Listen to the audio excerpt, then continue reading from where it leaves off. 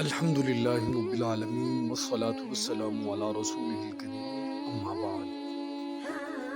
معزز سامعین، ہم نے سابقہ ویڈیوز میں پہلا، دوسرا، تیسرا اور چوتھا ادب طالب علم کا بیان کیا۔ آج ہم اس سے آگے بات کریں گے۔ پانچواں ادب یہ ہے کہ طالب علم بہترین علوم میں سے کوئی علم دیکھے بغیر نہ چھوڑے۔ اولاً ان کے بنیادی مقاصد اور مبادیات کا علم کافی ہے، پھر اگر زندگی وفا کرے تو ان میں کمال بھی پیدا کیا جا سکتا ہے، ورنہ جو اہم ہو اس وقت میں اس کے اندر وہ اپنا وقت لگائے اور کمال حاصل کرے، اور باقی علوم میں سے تھوڑا تھوڑا حاصل کرے، اس لیے کہ علوم ایک دوسرے سے وابستہ اور ایک دوسرے کے معاون ہوتے ہیں۔ آج کل لوگ یہ عمدہ علوم محض اپنی عداوت کی وجہ سے نہیں سیکھتے، اور یہ عداوت بھی جہالت پر مبنی ہے۔ جو چیز انسان کو حاصل نہیں ہو پاتی وہ اس کا دشمن بن جاتا ہے۔ اللہ تعالیٰ ارشاد فرماتے ہیں پارہ نمبر 26 رکوع نمبر 2 آیت نمبر 11 میں، وَإِذْ لَمْ يَهْتَدُوا بِهِ، اور جب ان لوگوں کو قرآن سے ہدایت نصیب نہ ہوئی تو یہ کہیں گے کہ یہ قدیمی جھوٹ ہے، پرانا جھوٹ ہے، نعوذ باللہ۔ کسی شاعر نے کہا، جس کا منہ مرض کی وجہ سے کڑوا ہو اسے میٹھا پانی بھی کڑوا لگتا ہے۔ یہ عمدہ علوم جن کا ذکر کیا جا رہا ہے اپنے مرتبے کے مطابق طالب علم کو خدا تعالیٰ کی راہ کا سالک بنا دیتے ہیں، یا سلوک کی راہ میں اس کی مدد کرتے ہیں، اعانت کرتے ہیں۔ یوں ہر علم کے ذریعہ قربت بھی حاصل کی جا سکتی ہے اور دوری بھی۔ جو لوگ ان علوم سے واقف ہیں میدان جہاد میں مورچوں کے محافظوں کی طرح ہر ایک کا ایک مرتبہ ہے، الگ الگ۔ آخرت میں اسے اس کے مرتبے کے مطابق اجر ملے گا، بشرطیہ کہ اس نے اپنے علم کے ذریعے خدا تعالیٰ کی رضا کی نیت کی ہو، دکھاوا، ریاکاری ایسی چیزیں مقصود نہ ہوں اس کی زندگی میں۔ اور چھٹا ادب یہ ہے کہ فنون علم میں کسی فن کو دفعتاً اختیار نہ کرے، بلکہ اس میں بھی ترتیب ملحوظ رکھے۔ اس فن کا جو حصہ اہم ہو اس سے ابتدا کرے، اس لیے کہ عمر عام طور پر تمام علوم کے لیے کافی نہیں ہوتی۔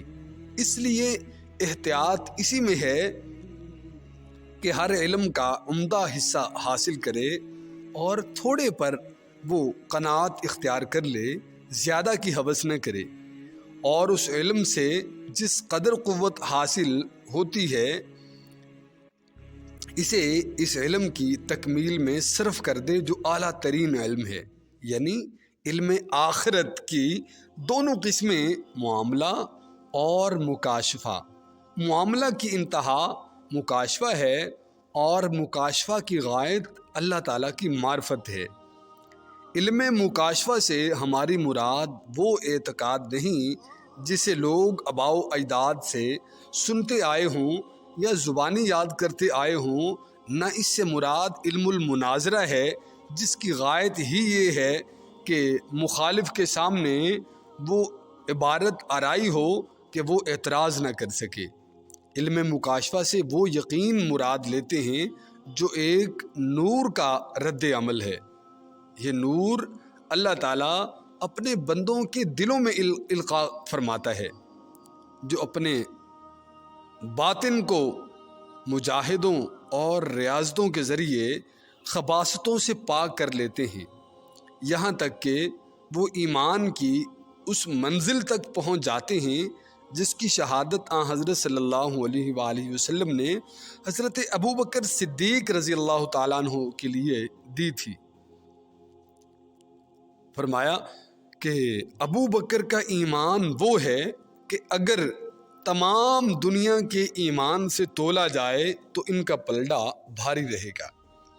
حضرت ابوبکر اور دوسرے صحابہ اکرام کے ایمان میں افضلیت کے اس فرق کی حقیقت اس طرح سمجھیے کہ عامی اور متکلم کے عقائد یکساں ہوتے ہیں، لیکن متکلم کو عامی پر اس لیے فضیلت ہوتی ہے کہ وہ ان عقائد میں بحث کرنے کی اہلیت رکھتا ہے، بلکہ ان کی فضیلت عامی پر متکلم کی فضیلت سے مختلف تھی۔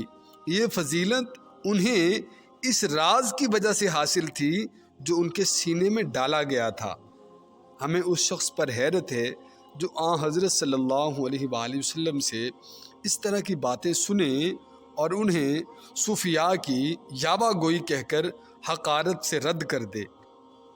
یہ ایک غیر معقول بات ہے۔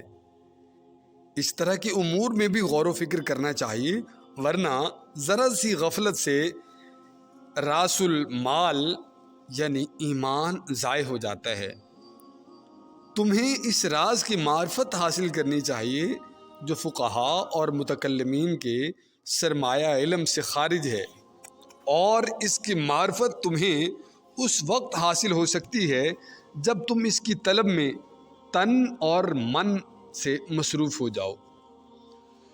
خلاصہ کلام یہ ہے کہ تمام علوم میں اشرف ترین علم اور تمام علوم کا مقصد حقیقی اللہ تعالیٰ کی معرفت ہے۔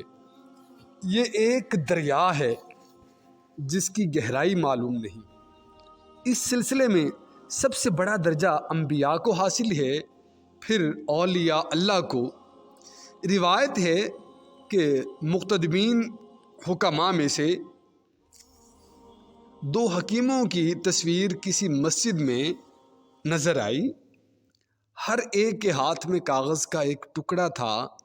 ایک ورق پر عبارت تھی کہ اگر تم نے تمام کام اچھی طرح انجام دیے ہیں تو یہ مت سمجھو کہ تم نے واقعی اچھے کام کیے ہیں جب تک اللہ کی معرفت نہ ہو اور یہ نہ معلوم ہو کہ وہ مسبب الاسباب ہے، تمام چیزوں کا خالق ہے اور موجد ہے۔ دوسرے ورق پر یہ الفاظ تھے کہ خدائے تعالیٰ کی معرفت سے پہلے میں پانی پیا کرتا تھا، لیکن جب سے اللہ کی معرفت نصیب ہوئی پانی پیے بغیر ہی میں سیراب رہتا ہوں۔ اندازہ کریں کہ معرفت سے پہلے پانی پینا لازمی تھا پیاس جب لگتی تھی، لیکن جب اللہ کی معرفت نصیب ہو گئی تو پانی پیے بغیر ہی سیراب رہتا ہوں۔ اللہ اکبر کبیرہ۔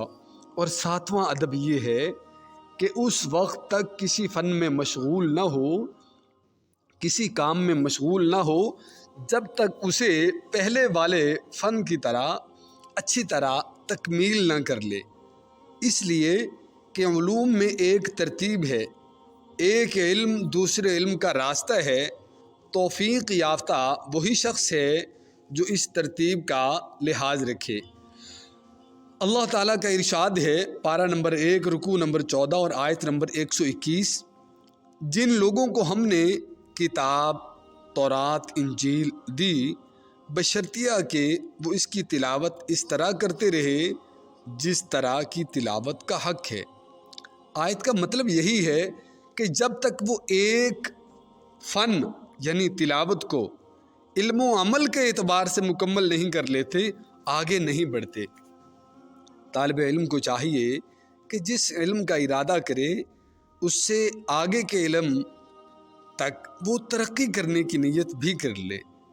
وہ علم، آیت کا مطلب یہی ہے کہ جب تک وہ ایک فن یعنی تلاوت کو علم و عمل کے اعتبار سے مکمل نہیں کر لیتے تھے، آگے نہیں بڑھتے تھے۔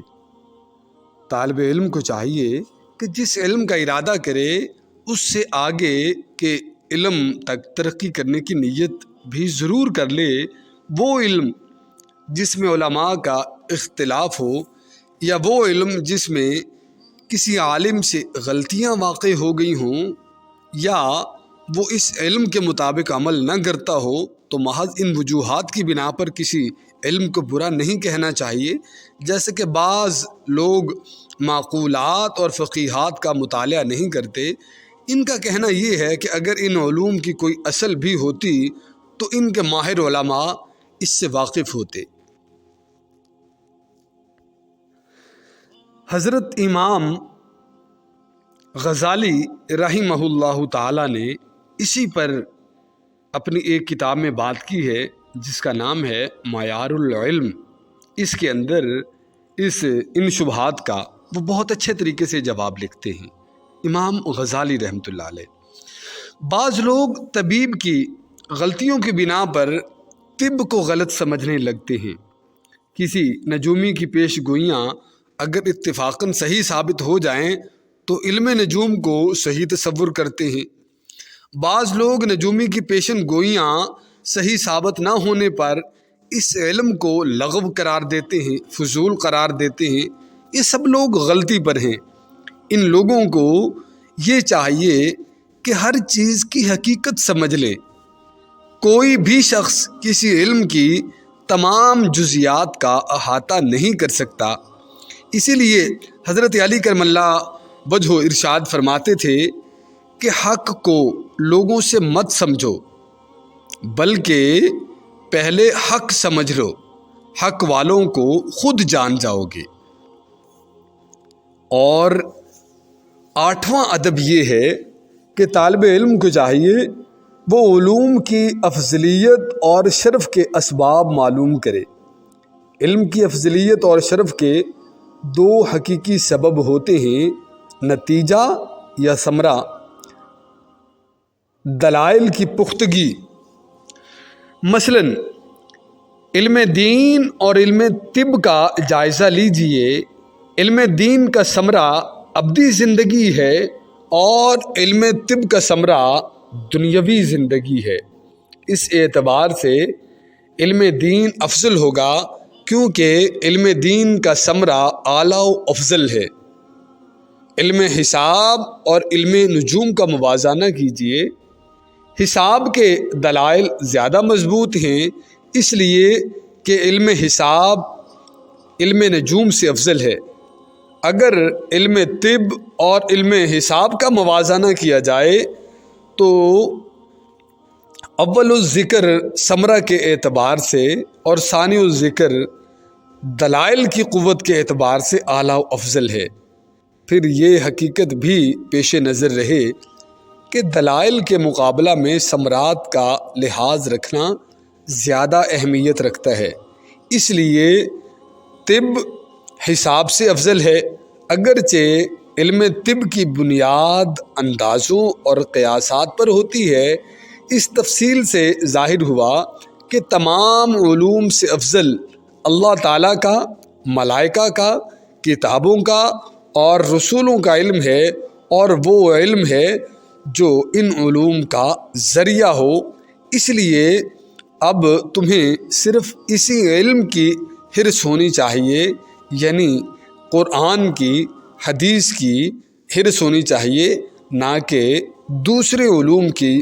اللہ رب العزت سے دعا ہے اللہ رب العزت حق کے جو طالب ہیں ان کی مدد فرمائے۔ اللہ رب العزت ایک فرما بردار شاگرد کے لیے اللہ رب العزت علم کے اندر نفع اور برکت عطا فرمائے۔